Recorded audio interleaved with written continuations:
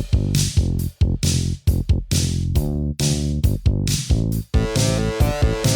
got you into a Remington party. What's my thanks? It's on the hallway carpet. I got paid in puke. Lick it up, baby. I got paid in puke. Welcome to Paid in Puke, a podcast where three women with names discuss movies that are about something other than a man. Paid in Puke is hosted by Amy Green, Christina Barr, and Jessica Baxter. It's also a spoiler-filled free-for-all. You've been warned. On today's episode of Paid in Puke, call the corners, bitch! We're back in 1996 to discuss Andrew Fleming's singular work, The Craft. To the other kids at St. Bernard Academy, they were the girls who didn't belong. Whatever you do, stay away from them. Why? They're witches. But after years of being on the outside, Why'd you lie about me? I don't want to go out with you again. Please, stop begging. It's pathetic. four girls are about to discover the dark side. You ever heard of invoking the spirit? Black magic. We can make things happen. I mean, this is it. This is real. Columbia Pictures welcomes you to the witching hour.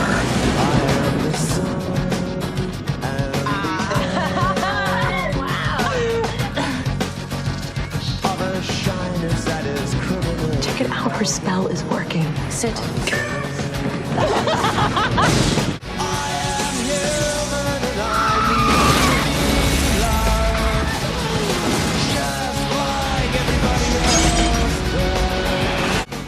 The Craft. Girls, watch out for those weirdos. We are the weirdos, mister. The Craft. Yeah. Written by Peter Filardi. Okay. Who could forget? Yeah. And starring Robin Tunney, Fairuza Balk, Nev Campbell, and Rachel True. Yeah. And to a lesser extent, Skeet Ulrich and Breckin Meyer. And Christine Taylor to a lesser extent, too. Yes. Great performances in this movie. I rarely say this, but I do feel like this movie is ripe for a remake. Yes. Watching it with a critical eye is nowhere near as fun as watching it for funsies. There's some problems. But God, I love Fairuza Balk. What a revelation. I did read they are remaking it. David Duchovny signed on to be in it. Wow. I don't know who he would be in it. As some minor character, but they're getting... Chris Hooker. Yeah. They're skewing really old for the teenagers this time. Just do a glamour on him. There's someone from the show Pose who got cast Woo, in it. God, I love that show. That's a great show. And then I can't remember the other names of the people that were cast. I didn't know who they were, but it sounds promising. You don't remember who from Pose was cast, do you? I don't remember the name. One of the younger people, I hope? I hope so, yeah. Okay, well, that's exciting. I'm glad they're doing that. I really rarely feel that way, but I feel like this one, it has problems. But we'll talk about all the hot probs in a little bit. But first, I want to introduce Lucy Green. 12-year-old Lucy Green is back. Lucy. You blow it tonight, girl. And it's Keggers with Kids all next year. Keggers with Kids, all this episode. Lucy, this was your first time watching The Craft, of course. Yeah. What did you think? Yeah, it was good. They definitely did like a good job showing the change of the character. I don't know, it was good. Did you have a favorite character? Probably either the main character or that one girl with the really curly hair. I liked her a lot. She just didn't seem to have much things she did bad. Rachel True, you mean? Yeah, I don't remember. That's Rochelle. Rochelle, yeah. Yeah, Rochelle was kind of the least wicked out of all of them. She just had her own struggle. She kind of went along with what Nancy said, but for the most part, she stayed neutral. Yeah, I feel like some of the last scenes, they were so crazy, but they were really cool. Did you think any parts were scary? I wasn't really scared by it, but it might have been a little scary. Oh, when she was in the shower and she closed it and there were all the snakes and the bugs against it, that was pretty scary. Those were all real snakes. They got hundreds of real snakes. Ah. Yeah. pretty creepy. I know now they would just do that with CG, but those are all working actor snakes and rats and all those creepy crawlies were all like unionized. Wow. We gotta get this shot or we're gonna lose the snakes. We need to take a break. I like that. I kind of miss that about, I mean, it's probably a lot easier to make a movie now because of CG, but I kind of miss that struggle. As someone who doesn't make movies for a living, I miss the struggle that other people have to do. And you can kind of see how far the effects have come since then. Like the part where her hand becomes like snake, like finger snakes. I know. I was just like, whoa, that would look so much better if they redid that. Fairuza Balk is so talented, but she barely sells her finger snakes. They were stupid. Yeah, I was just like, and then there's like some that grew out of her head for a second. I don't know if that was practical or not. It looked like just bad CG. Yeah. It reminded me of Beetlejuice in a little way. Yeah. Except that this movie is not meant to be nearly as camp as Beetlejuice. Yeah. Right. Although certainly the best parts of it are the scenery chewing that Fairuza Balk does, I think. She's in a completely different movie than everyone else. She really is. Yeah. And I feel that way about her in other movies too sometimes, like in a great way. And I do... The meanest one with Nancy. Kind of crazy. Yeah. She takes it to a dark place that way. Just her facial expressions are so good, and it's just when they're on the beach, like she has the snake and she's like kissing the snake and stuff. You know, the serpent is a very powerful being. You should respect it. Aren't you powerful? Yes. And it was just like creepy, and she's intense. Right. It's just like the opposite of what I usually like, a subtle, nuanced kind of performer, you know, but I just love it from her. She's just like going for it. Yeah. I mean, it's a movie about magic, so subtle is not really called for here. Right. Also, I like that she's aware that she's being over the top and not like, you know, for example, Michael Shannon, who for me, like, his over-the-top acting is like, this is my Oscar clip! You know, she's just going camp. She knows it's not her Oscar clip. Yeah. That is very true. We haven't even said what the movie is about. Which right. But I feel like our listeners must know that this movie is about a bunch of witches in high school who are outcasts, and Robin Tunney plays Sarah, who just moved to LA from San Francisco. Do they say why? I think they hint at why. She had some troubles. I think they moved because she... because she tried to kill herself? I kind of assume I get that impression too, like her parents wanted a fresh start for her or something. It's always a funny thing to me in movies, like when they first walk into their new house, it seems like none of them have been there before. Like they bought a house sight unseen. You know, like, oh, it's a little dusty in here. Right. Nobody, I mean, especially if they're just coming from San Francisco, like nobody could just make a flight down and look at it. I feel like I've seen that in movies and TV before. It's like, really? Yeah. The furniture's covered with like drapes and stuff, or I don't know. The like leak it's just should like not have been a surprise. That should have been disclosed. Yeah, right. Inspection. Yes, if you've ever actually bought a house. And then he's like, oh, well, it's big, though. It's like, yes, like, what do you do? Do you know anything about this house? Don't go in the room that's leaking, It's the main room. The front room. Presumably they fix that right up because it never comes back again as an issue. But yeah, perhaps Peter Filardi had never purchased a house before when he wrote this script. Right. Or maybe it's meant to show that this was a quick It was a quick move. Yeah, maybe. Like, you gotta get out of Dodge fast. Yeah, that could be. It's a beautiful house after they get all moved in. Yeah. So an interesting thing about Peter Filardi is the other movie that he wrote that you might have heard of is called Flatliners. Oh, yeah. It's got Was all that like even, those... that might have been 80s. I don't remember. Or maybe 1990, or maybe it's very 80s. early 90s. The early 90s were basically the 80s. Yeah, basically, I mean, yeah. That's how I feel about it. It's just math. Yeah. Stylistically, I mean. Is it Julia Roberts in that? Yeah. Everybody. Kiefer Who is Sutherland, anybody? the Kevin hot, Bacon. the hot young Kevin actors Bacon's of the. Mm-hmm. Oh, I forgot I gotta about watch that. We should just watch that. My friend James references that movie all the time. Whenever somebody has like a hood on, he says they're like Billy Mahoney, which is yeah, from that movie or something. I get that reference. Yes.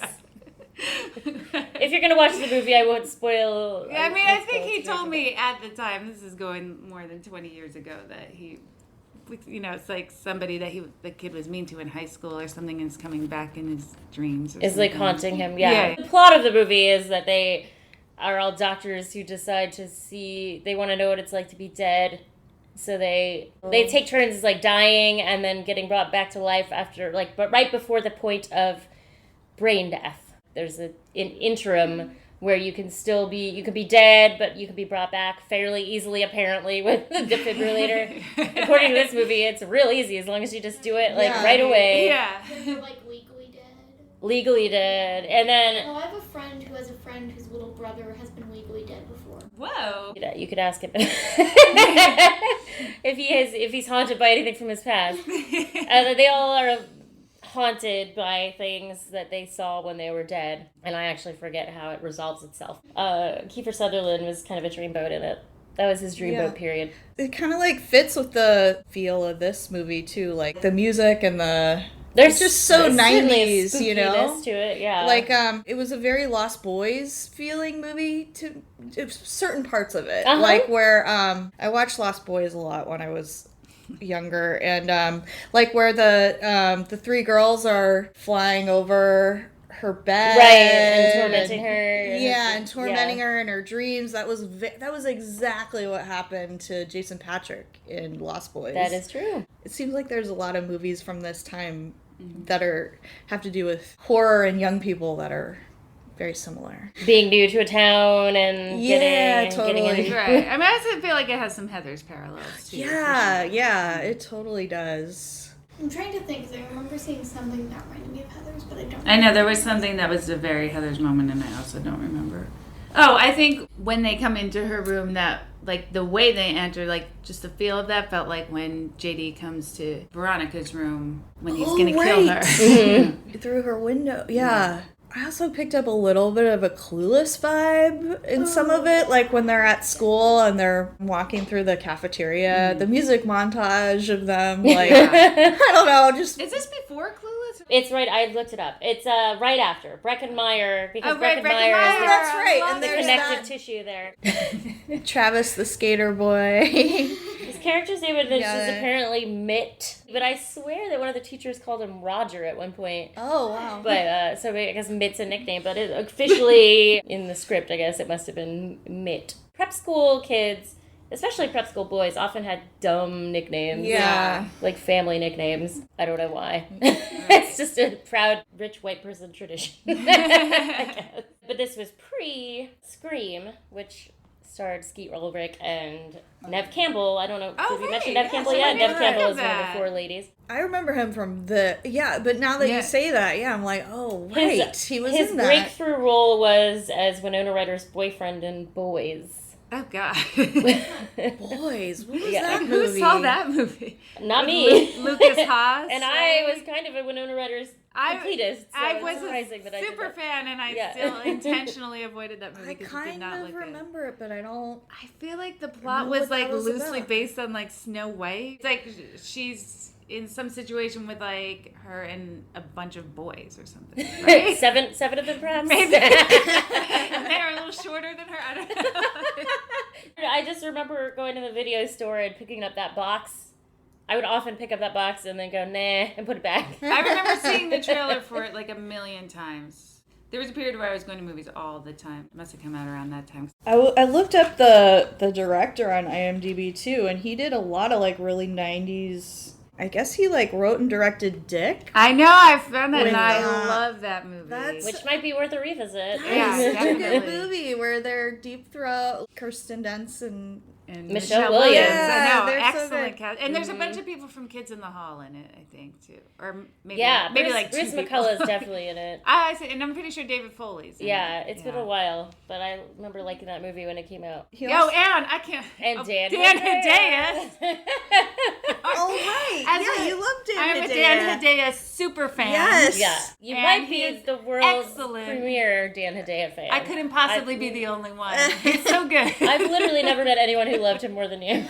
Right. That's true. I have to be the most, but there must be other Dan Hedaya fans because he's so good. But yeah, he's Richard Nixon in that movie. Dan Hedaya, Lucy, is Nick Tortelli from Cheers. Oh. And the dad in Clueless. Oh my God. Yeah. I love that your children both have so many Cheers reference points. Whoa, he was In Carla's this modern husband? day. Wow. Yes, he was Carla's ex-husband. And, I have yeah. not seen Cheers in like. Well, you I know, don't know. because when It's been a while. we started watching The Good Place a while back, and it made me, because Ted Danson is in it, it made me nostalgic for Cheers. So me and my kids watched the first 5 seasons of Cheers. And Is it hard to find, Or or it was is on it- Netflix. I don't know if it's still on Netflix. Okay. But, Now I'm like wanting yeah. to watch Cheers. and in the process of that, like Dash became a super fan of Woody Harrelson. How many seasons? There are 11 seasons, so Dang. we watched the first 5 because that's the Sam and Diane story because she left after season 5, and they're still good. Like we watched a little bit of the next seasons, and at some point we want to at least watch the last season because the last season of that show was actually really good, which is weird. You know, usually something that's gone on 11 seasons, it's like that's, but. Of course, some things are a little problematic looking back, especially after Diane left, but I very much still ship Sam and Diane. I think it's a really interesting whole relationship arc. That's, they're probably like my favorite fictional couple. Yeah. That's your pinned tweet on Twitter. My bio, I think, is still shipping Sam and Diane. All right, we're so far off topic. Oh my God. Oh my god. This is not about Cheers. Anyway, The The Craft has a great soundtrack. It does. Yeah. It has a great I soundtrack. listened to that Yeah, soundtrack they a had a great bazillion times. Yeah. It's so 90s, Yes. that soundtrack. I It's like love- Letters to Cleo. Yeah, I love that. Like she's Love a lot Spit like Love you. covering the Smiths. Yeah. Yeah, There's that's- nothing more 90s than that. Which- Yeah, it's very 90s. I liked it. Love Yeah. Spit Love is the guy from Psychedelic Furs, right? Yes. Yeah. There's a whole tie-in with Charmed.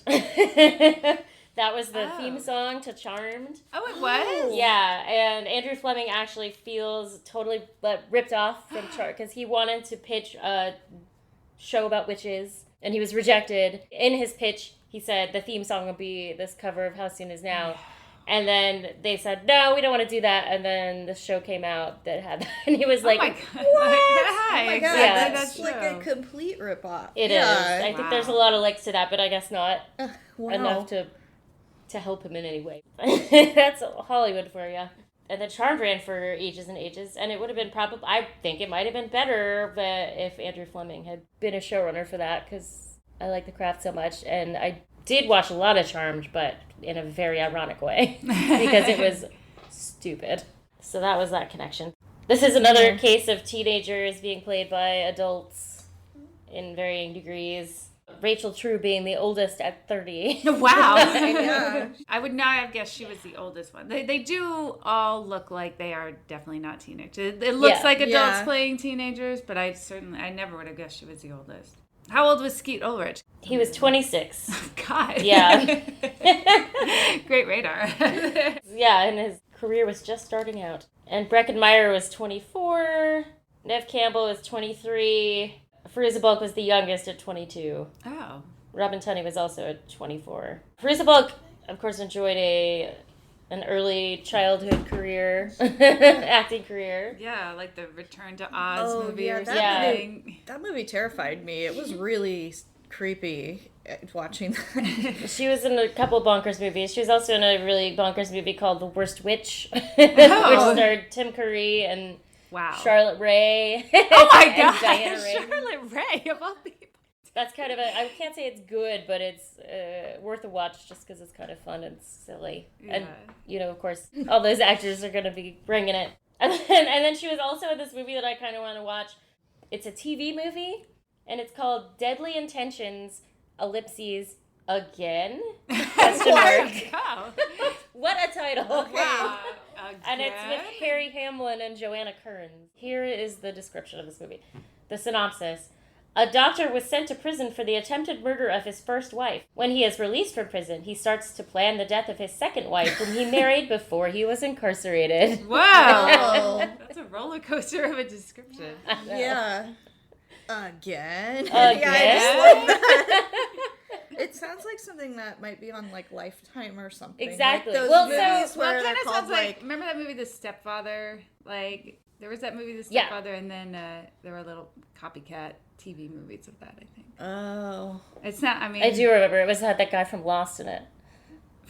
Right? Yeah. To me, I'm like, that guy from The Stepfather is also on Lost. Yeah. Of course. Chronologically, it's reversed. My friends and I watched The Stepfather like a million times. It's loosely based on the guy from my hometown who killed his whole family. It's like this. What? Oh. How did you say that so casually? It's loosely based on the guy. I know. The stepfather was my stepfather. Right. Well, I don't know. It's almost like from my hometown, like the hometown boogeyman, like this. Well, it's actually hilarious. Not hilarious story. I don't know why I said it. This guy, he killed his whole family, and he had 3 kids. His wife and his mother lived with them, and it was very premeditated. Like, he called the schools telling them, "Oh, the kids won't be in school this week," right? So this one thing, this happened. Like, the youngest kid was about my oldest sister's age, so it was, she kind of knew them, but like that was there. So this happened when I was really little, so it was just growing up, like knowing this story that happened. But it was like, he killed his whole family and disappeared. And then 20 years after the fact, or maybe like 15 years after the fact, that show America's Most Wanted came out. You remember that show? Yeah. Yeah. And they did an episode about this. His name was John List. They did an episode about this case. Like, they came and shot scenes in my hometown. Wow. And they had this, somebody made a bust of like what he would look like now. And the next day they found him. Literally the next day, he was living in Baltimore. I grew up in Jersey.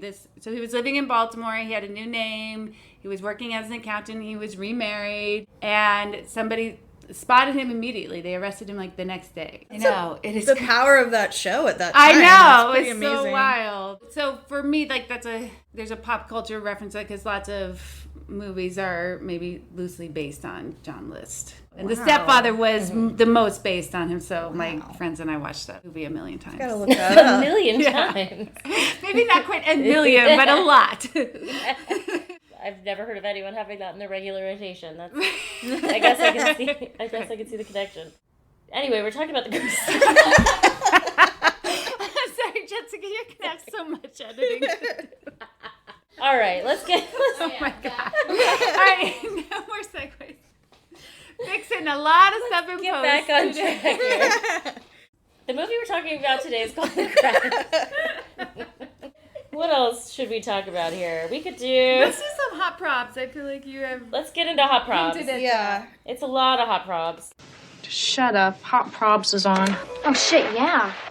Right off the bat, I gotta say, they make a whole thing about how Sarah cut her wrists the right way. Oh, and I remember Yeah. that made an impression on me, like in seeing Yes, that movie. everyone in the theater. that was the thing that people talked about Yeah. after that. They're like, "Oh, the right way to kill yourself." But then at the end, Oh yeah. when Nancy goes to kill her, she cuts her the other way. does. She cuts her horizontally instead of vertically. Oh. And then I didn't she's like, notice and then Sarah goes upstairs as if she's gonna bleed to death that way. I think that must be intentional for some reason. Either like to show. That Well, she didn't really want to kill her. Maybe on some level she didn't really want to kill her, or just how. See that? Or she wasn't as powerful. Yeah. as Sarah was. Maybe. I mean, I guess I feel like they made a point of it and then did it the other way. Like, that has to be intentional for some Yeah. reason. It has to, yeah. I don't know. I don't know if this is. We're talking about Stanley Kubrick here. Right. I'm not sure. It also might just have been easier to shoot that scene. Because I feel like it'd be really weird to make it look good if she was like that. I don't know. Some red lines drawn on her wrists. It Yeah. shouldn't have been that hard. It's just that really bothered me. I'm like, wait, what? And then, of course, the biggest prob of all is why does Sarah like Chris Thank you. so Yeah. much? Or at all. Yeah. I mean, maybe at first he's cute and she's new, fine, whatever, fine. But then he proves himself to be the worst. And she's still, at the end of the movie, like, I don't think he deserved everything that came to him. He was a good guy. I think deep down, under his date rapey, slut-shamey, lying, horrible self, he was a good guy. What makes you think that? Right. Yeah, That's what I have exactly. written down. Where is your evidence? Literally, what does she like about Chris? Especially, she's cast this, like, love spell right after he spreads, like, a rumor about her and is, like, the worst, and she's like, F you, and then it's like, so I'm gonna cast a love spell on him because I still really like him. It's like, Right. what? At first, I was like, okay, that makes sense. That's kind of good revenge, because it makes him into a puppy dog. Yeah. But then she really wanted him to like her. I like how at first she's kind of ignoring him and taking advantage of him. She's making him carry the books. Could you carry these for me? They're really heavy. Yeah. Oh, and Bonnie's too. She's got that back. And this. Thanks.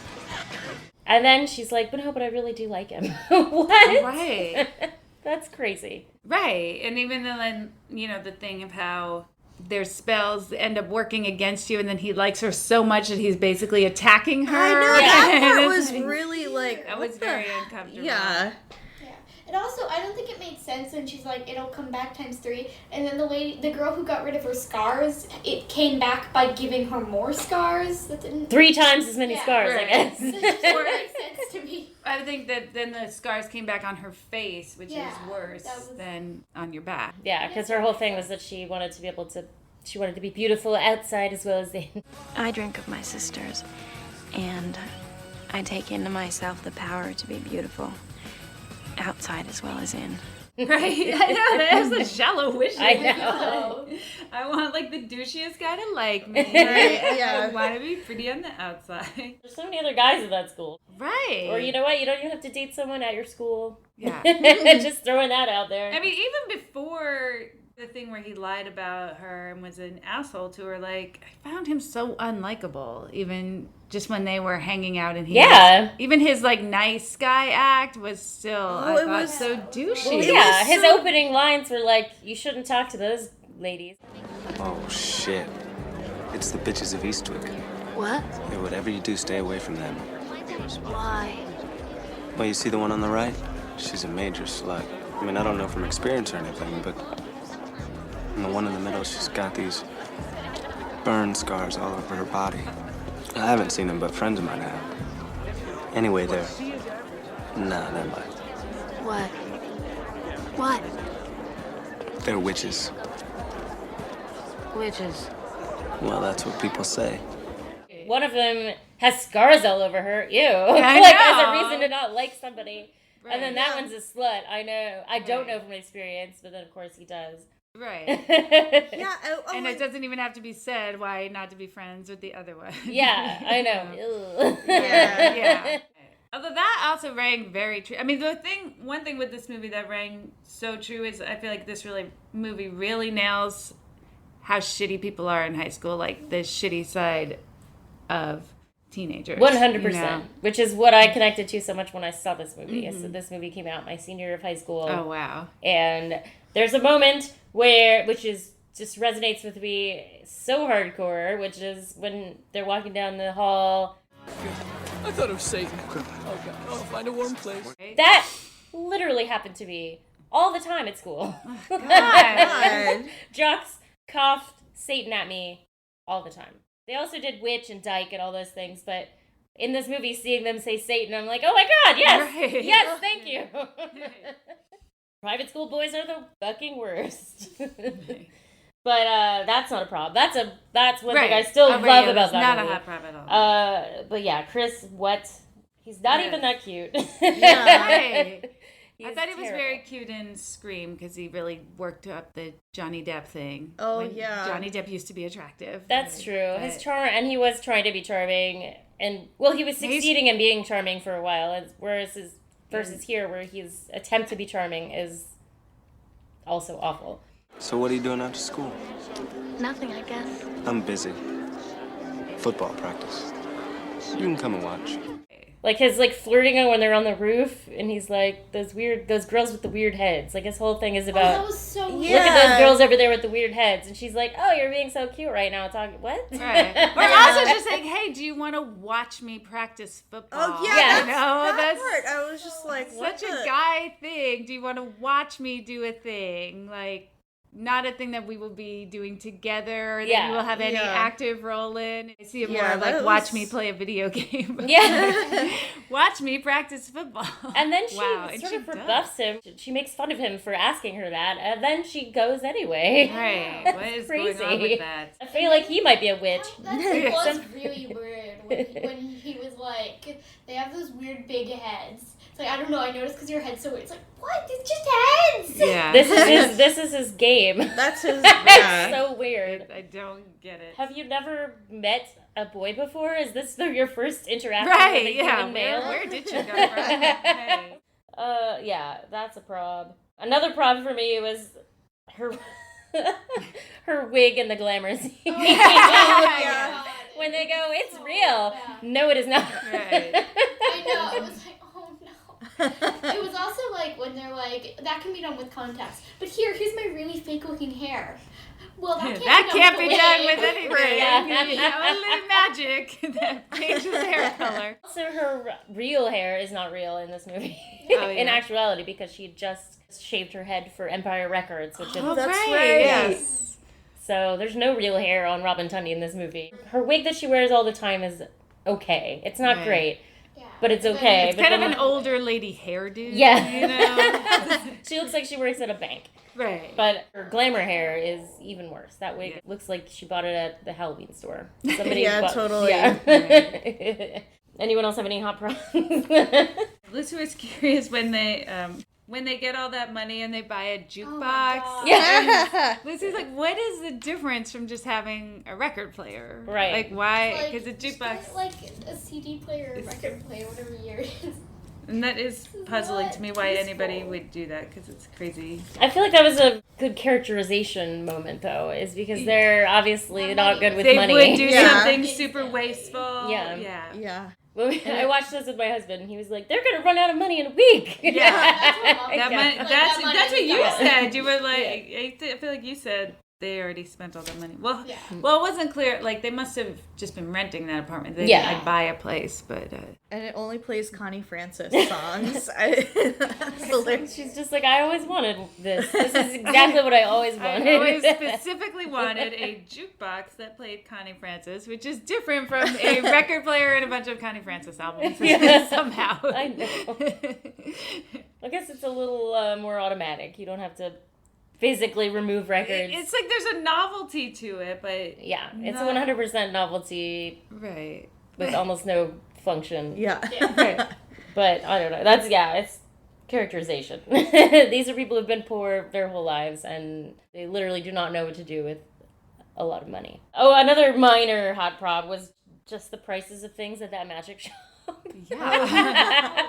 She seemed like she was making it up on the spot. I don't know, $20. Right. It comes to exactly $20. Is it because you saw me holding a $20 bill? Yeah. Oh, that one scene in the store, she said $15, and then she gave her a bill and then left. Yeah. One bill. Yes. Bill. Right. We should have just rewound. I couldn't tell if she said 15 or 50, and then Lucy thought she said 30, but she handed her a 20 and walked out. She definitely didn't say 20. I don't know. Like, what happened there? Maybe she did say 30 and there was a 10 under that 20, and they were just perfectly lined up. It's still very like I don't know, elementary school play transactions. Yeah. Right? Yeah. How much, sir? Here you go. I'll hand you nothing, and then you take it. The end scene. Great, nailed it. She's like, right, you're not with your friends. You're not stealing it. Everything about that store was strange. Maybe that's why she just randomly prices things, because they're stealing stuff all the time. Yeah. How much do you have? Right, yeah. I did enjoy when the witch supply store lady took Sarah into the back room of like the special stuff. What is this? This temple is built on a place of power. It looks looks like a college dorm room, like, almost, It was like, here's this room, no one can go in. There's nothing really special in here. Yeah, it's just where all her bongs are. Yeah, exactly. I thought that was hilarious. Next call. I enjoyed when they were walking on the beach, and one of them's got a bird cage, the other one has like a moth in a jar or something, and a snake. Yeah. I like that beach scene a lot. All right. Enough screwing around. Let's call the corners, shall we?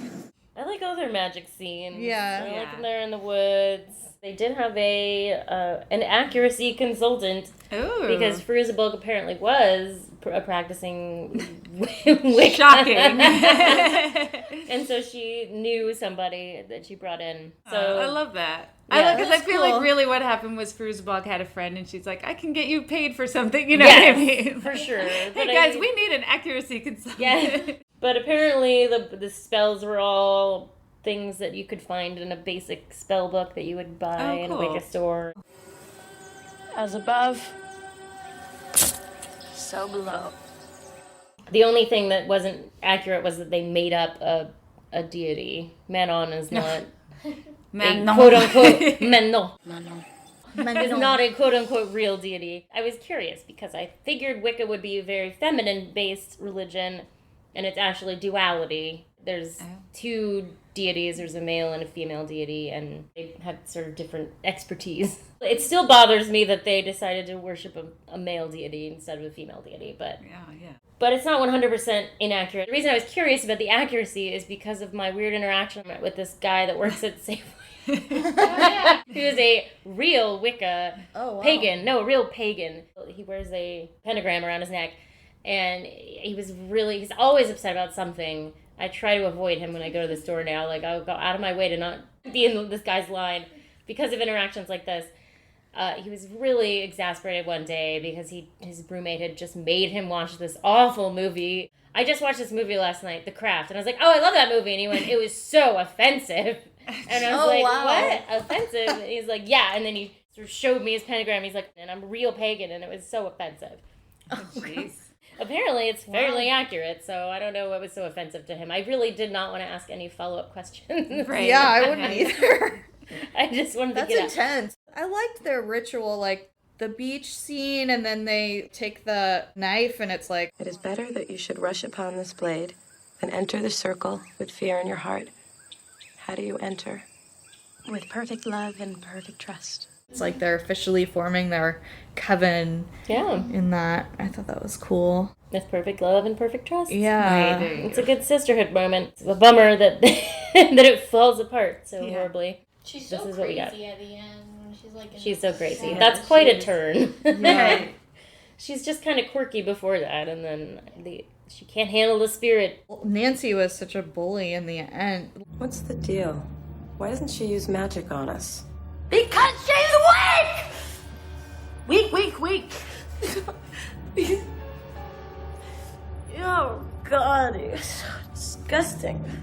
Run back up to your room like a little coward that you are. He's so pathetic!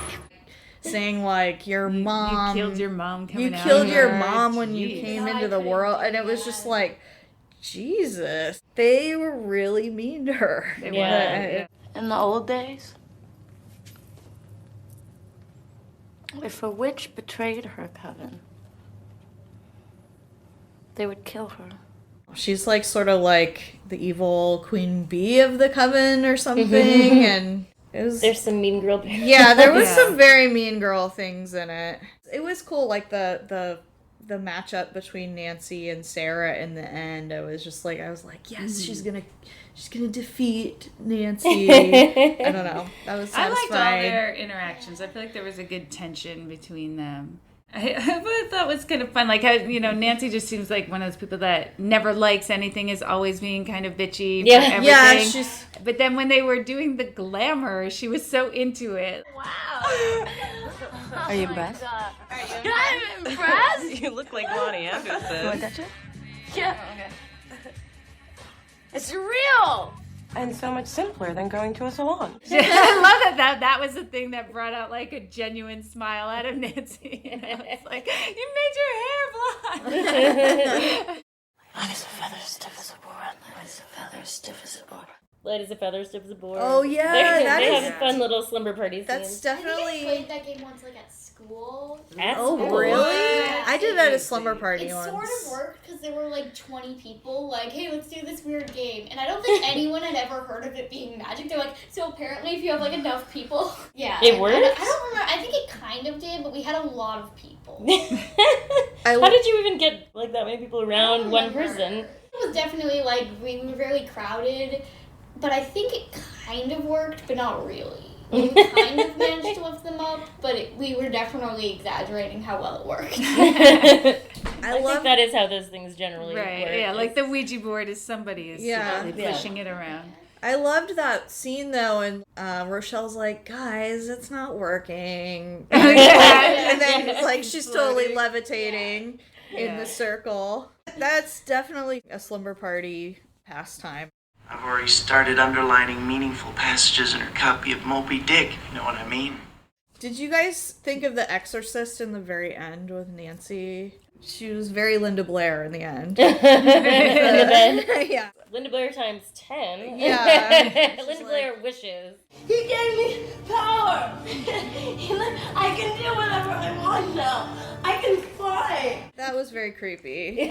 Anything with the that way kind they of... montaged it was kind of cool. It felt cheap, but it also looked really cool. Like the way they were like montaged. But I can fly. I'm flying. I'm flying.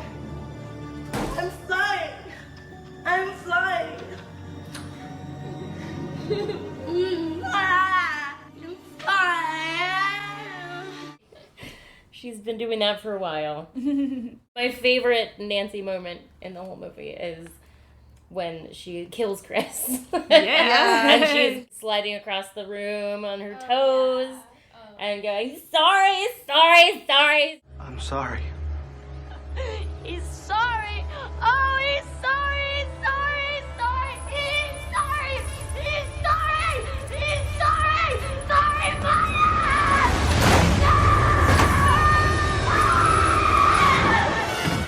I love that there's no follow-up to that at all. I know. There's no investigation. Oh, he just fell out of a window. And backwards. And then when Nancy's trying to get Sarah in the end to kill herself, she like leaves this suicide note that just says, "I killed Chris. I'm sorry. Love Sarah." Love Sarah. Love Sarah. And it's like, okay. Right. They don't know the handwriting is the same. Yes, Oh, like that Heather. definitely has a Heather. Yeah. Who's gonna care about exact handwriting? I like at the end of the Light as a Feather when Rochelle falls and goes, "Oh, my butt." Just think that's really cute the way she says it. Yeah. And then her mom comes in and or it's Neve Campbell's mom comes in and goes, "Are you girls getting high? Are you girls getting high?" No, Mom. I really like when the lady says, "Do you know how to use candles?" Yes! Yeah, you light the wick. Right. That line makes me laugh a lot Yeah. because That was so random. yeah, there is You a know how to whole use a candle? there's that whole like culture of again my mom again like, do you know how to use candles? It seems like something my mom would say or Right. or be adamantly say, yes, I definitely know how to use candles. Right. And I like when she got her blonde hair and they said you look like Lonnie Anderson. Yes! Oh my such a god. dated I wrote that down reference. as a kind of Love minor it. hot prop actually because I'm like, how do these girls know who Lonnie Anderson is? I feel like they would, right? Wait, isn't she the WKRP? Yeah, of WKRP in Cincinnati fame. Yeah. I mean, that was a long-running TV show that she guess was so. on. Didn't Yeah. you know who Lonnie Anderson was? I did, you're right. I mean, you're you're about right. you're the same age as the Craft Yeah. Girls, so I know you want to think you're like I some was- millennial or something. I was younger than them, actually. I was in high school when this movie came out. Right. Yeah. So that should check out just fine. Like, who's Lonnie Anderson anyway? And then the iconic... Girls, watch out for those weirdos. We are the weirdos, mister. Oh That's yes, just of like a course. great- That is such a great. We are that's- the weirdos. That They're felt looking back. definitely like a moment that was very intended, like, oh yeah, and then here's this great line. For the Yeah. trailer. Yeah, they're The going in trailer the moment. trailer. That was Yeah. definitely in the trailer, Oh, yeah. It was in the trailer. Yeah. Yeah, we watched the trailer before we watched it. Yeah, I have a little button that says "We are the weirdos, Mister" on one of Aw. my coats, and people are always reading it and going, "What?" I Everybody's so square. I know. I do really like, just because it feels, again, so accurate of how assholey people are in high school when Christine Taylor, when Rachel Chu was like, why are you so mean to me? What is your problem? And she's like, I just don't like Negroids. Like that felt very true to like just that kind of person in high school. Yeah. It's very uncomfortable and awful. That was the character that I felt the most bad for, and I felt the least like, oh, well, you did something. I'm like, Yeah, I like her revenge. She really is so tormented by this girl. yeah. She's a real straight up Carrie bully. Yeah. Rochelle seemed like the most, like, she didn't change at all. She's just, Right. she seemed fine. Like, Yeah. She seemed very normal, too. She was getting relentlessly bullied and got revenge. I drink of my sisters, and I ask for the ability to not hate those who hate me, especially racist pieces of bleach blonde shit like Laura Lizzie. And then also she felt bad about it, but she didn't even need to. Right. Like, she didn't even need to feel bad about that. I thought that was very just revenge. I guess last year, it was on Twitter, but like Rachel True, some horror conventions, like where they were inviting the cast of The Craft. They didn't invite her. What? Yeah, That's they messed invited the 3 white actresses and not her. And like, she has a really important story in I that. feel like that movie, there's such clear, like, oh, these are the main characters, and then these are the less main characters, and that's kind of all the real characters. Yeah. So that's so weird not to invite her. Yeah, it's really there. messed I mean, up. she was on the poster. It was those 4 girls. Right, Yeah. exactly. Well, I just read that yesterday. Any other lines, you guys? When they learn to do the glamours and Nancy says, I want a smaller ass. Hey, do something to me. Do something to me. What do you want? I'm a smaller ass. That's ridiculous. How? Why? Going back to that scene with the, like, you did it the right way or whatever, Yeah. and Fairuza Balk's like, punk rock. Like, that's so punk rock, and it's just like, oh my god. To really want to die. Right. I like at the end when Bonnie and Rochelle were like, it was just a joke. I mean, it was a practical joke. Funny.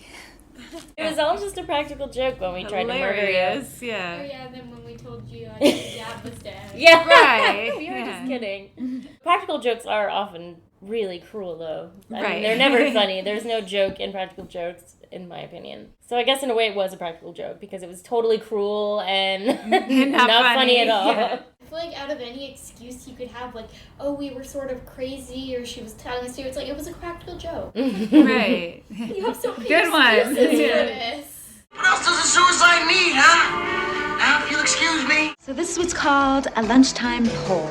Today's lunchtime pool question is, what spell would you have wanted to do in high school? And I guess it could either be a glamour or a revenge spell. This one was really hard for me to come up with something. I probably would have tried to skip school or something, or...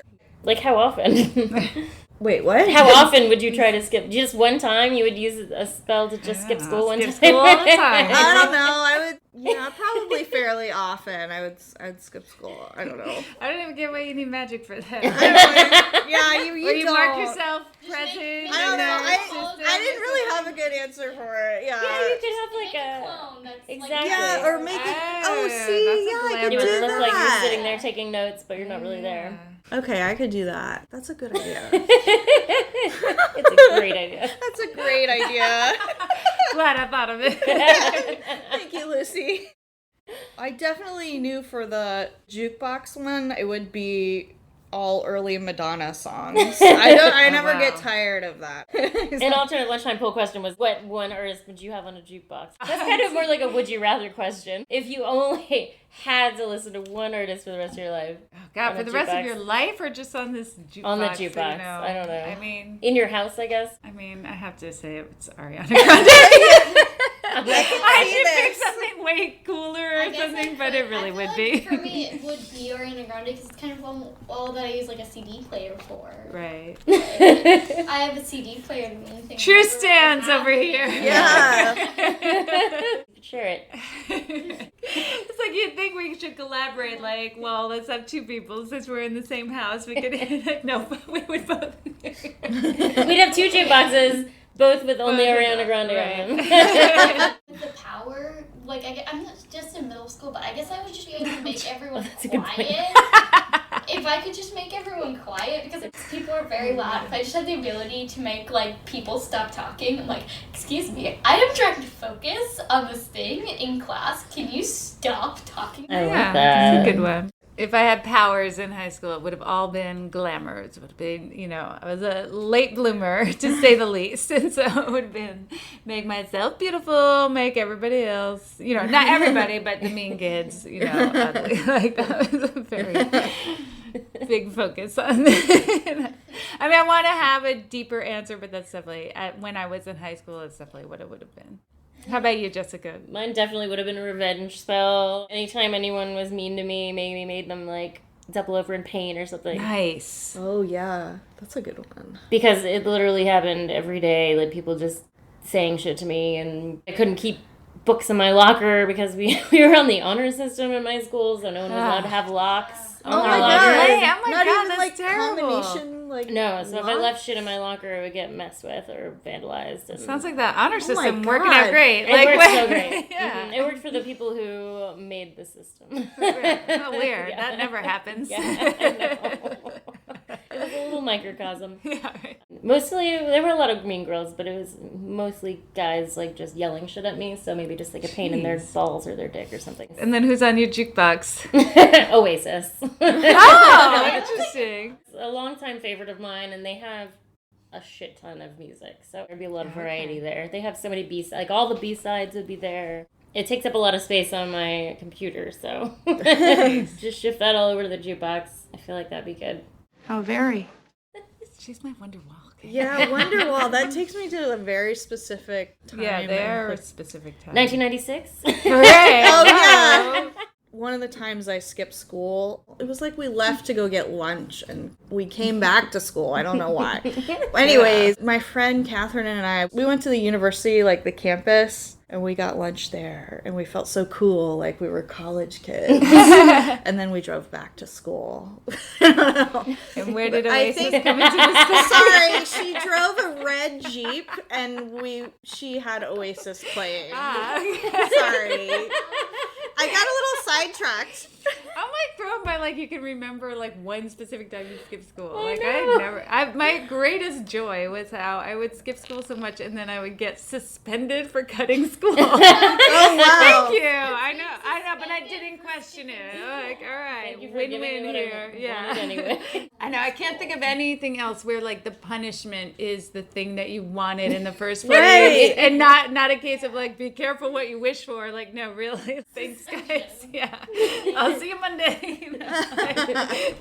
There's a thing of, like, in-school suspension. Yeah, I had but this. then it's like, that just doesn't. It's like you're just there, but you don't go to class. Yeah. It's like, right. What are you I've supposed to had those. do in I had that one Like, time, and I like had to sit in a tiny office and Yeah. just do schoolwork all day. Yeah, you just have. Yeah, You exactly. do schoolwork all day if you're in class. It's so dumb. Yeah, I know. And actually, yeah, it was kind of better because I didn't have to see any of the other students who I hated anyway. So. Right. And you don't have to go to gym, which is like, Yeah. I mean, that's kind of like the Oh, mean yeah. people high point, I think.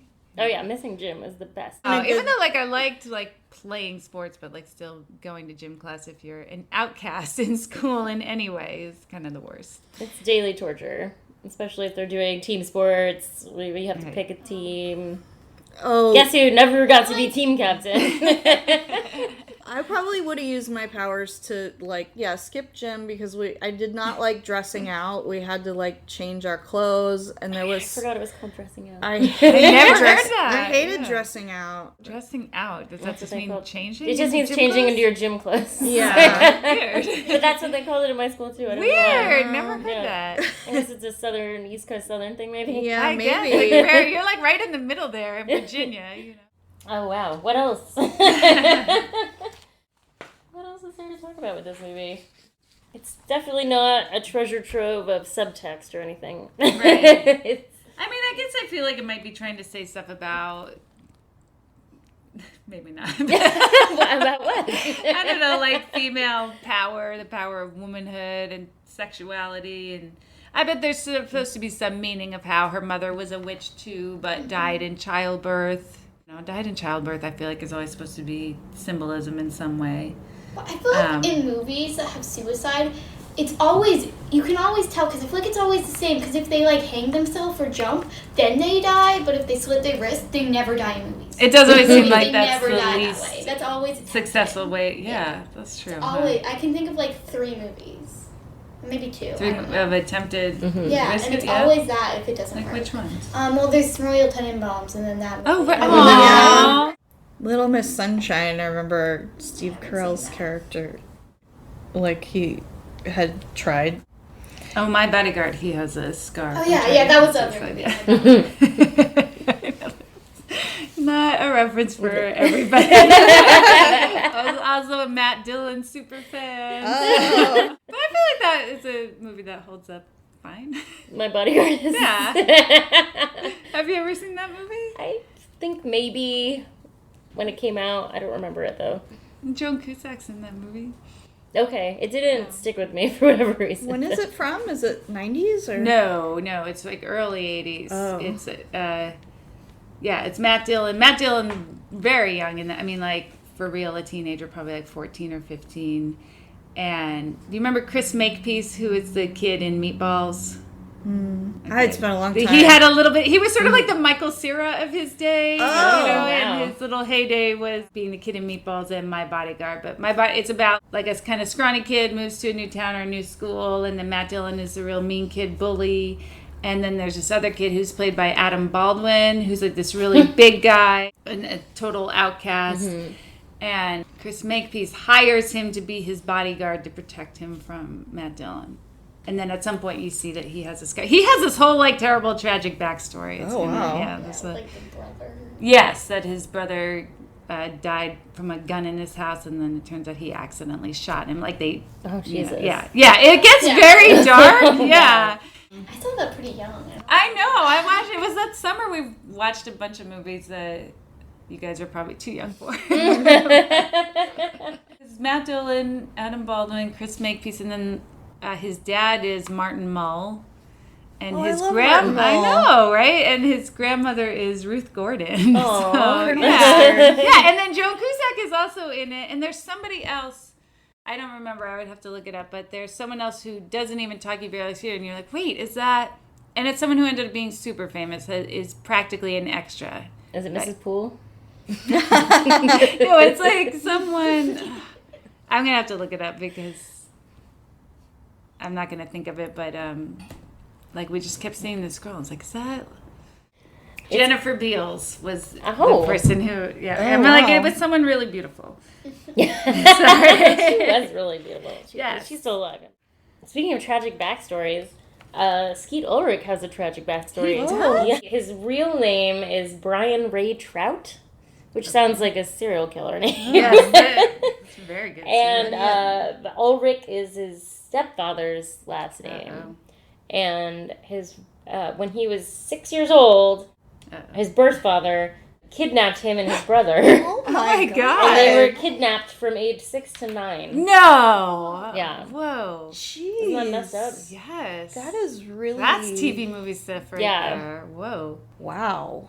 Whoa, that's crazy. He seems fine now, but that was... Right. So I was wondering why he went with that name, and then that makes perfect sense, why he would not want to have any reminders of his birth father. And then Skeet was like a nickname that his Little League coach gave him. Because he was apparently really, really small. Aw, that's cute. Yeah. Too bad his character is the worst. Yes. Yeah. But then that's testament, I guess, in some level to his acting, because he really is pretty awful. You know what I mean? Yeah. Like, he plays that asshole character pretty well. You know what moment he plays perfectly is when he's like trying to make out with her and she's not ready. Let's go to my house. I can't. I gotta go home. All right. Are you mad? No. The way he says no with his face is such a perfect like date rapist no. Like nailed it. Yep. So anyway, this is the kind of inconsistent movie we get when a 32-year-old white man makes a movie about 4 teenage girls. Do you know who's directing the remake? I hope it's a woman. I don't know. I I just read, like, very brief that David Duchovny got cast in it. Maybe he's the dad. Oh, wait. No, Maybe he's the French teacher. It will be written and directed by Zoe Lister-Jones. So that's a woman who wrote and starred in the indie drama Band-Aid. I don't know that movie. Not familiar with it. And then Andrew Fleming is going to executive produce it. Andrew Fleming does direct a lot of TV now. He directed a couple episodes of Lady Dynamite, Dynamite. Oh, I love that show so much. It sounds really good. Like they're getting some good people in it. We'll have to do an episode of the remake when that happens. Yeah, it was a fun movie. I remember just being so jumpy in the end of it when in the movie theater when I saw it in high school. I'm such a jumpy person, and like the snakes, it was just like I remember squirming so much. When she entered the house and the house was empty, and she was like calling her dad. That was like very stressful. Mm-hmm. I can't handle suspense, and I'm incredibly jumpy. I remember it was so much fun to watch as a teenager in the movie theater, and I liked seeing it again. Very fun, very gratifying. It was a cathartic movie. As problematic as depictions of relationships were at that time in movies, I could at least tell then that Sarah's taste in men was a problem. Yeah. I did not understand even then why she was drawn to Chris. It's weird that she's like drawn to Chris, but then also drawn to be friends with those 3 girls. Like she meets up with Chris, they start talking about the 3 girls. A minute later in the movie, she's like friends with the 3 girls. It's kind of like, so what kind of person do you want to be friends with in this school? She kind of seems like she's just throwing it all out there. Yeah. I noticed in that one scene, the scene with all the snake, she talked a lot about how she was having that before she met them. So, like, was it even them who really caused that? That is true. She was the one that had the power, and I think they sort of imply that, too, at the end, that they never had any power. It was just her bringing the power to them. Because they said that they'd never been able to make any spells work or anything before she showed up. And I don't think it was just that there were 4 of them suddenly. It was because she was the only one who was actually a witch, who actually had power. Mm-hmm. But they kind of do drop that whole plot about people talking to her on this, like that I know that homeless guy gets hit by a car, but then after that, there's nobody else who is harassing her. At first, it seems like people are harassing her everywhere she goes, like she's walking down that street and everyone's kind of talking to her. Random and weird. Yeah. Okay, they never go back to that at all. Yeah. I don't know what the deal was with that. Yeah, the guy with the snake, like, he's like, you were in my dream. You were dead. And it was a very creepy scene. It is weird. It's a little messy. A little sloppy, yeah. That's just like they kind of, every movie with magic has to have a homeless person saying prophetic things. Right. It's a very strange trope. Yeah, Donnie Darko, they have like the old woman waiting for the mail or something. Oh, yeah. And I don't know if she actually says anything in the movie, but she whispers. She whispers into his ear. Everybody dies alone. I've got to see that again. I saw that movie a ton. I was kind of obsessed with it for a while. That's a great movie. You love Jake Gyllenhaal, right? I loved him. I'm not as much of a stan as I used to be, but at the time I was about it. I loved him too. Okay, I think we've reached our natural conclusion. Since we haven't mentioned the craft in some time, I think we're done talking about the craft. Okay. On the next episode of Paid in Puke, it's our season finale. We keep our Yuletides dark with Sophia Takal's holiday horror film Black Christmas, a reimagining of the beloved 1974 Bob Clark classic with a modern social justice twist. Black Christmas stars Imogen Poots, Elise Shannon, and Lily Donahue. If you enjoyed this episode of Paid in Puke, please take a minute to rate us highly on your preferred podcast listening apparatus. If you did not enjoy this episode, no further action is necessary. Thanks, guys! Paid in Puke is hosted by Amy Green, Christina Barr, and Jessica Baxter. Music by Silent Partner. Follow us on Twitter at Paid in Puke Pod, or join us on Facebook at Paid in Puke Podcast. Thanks for listening. Lick it up, baby. Lick it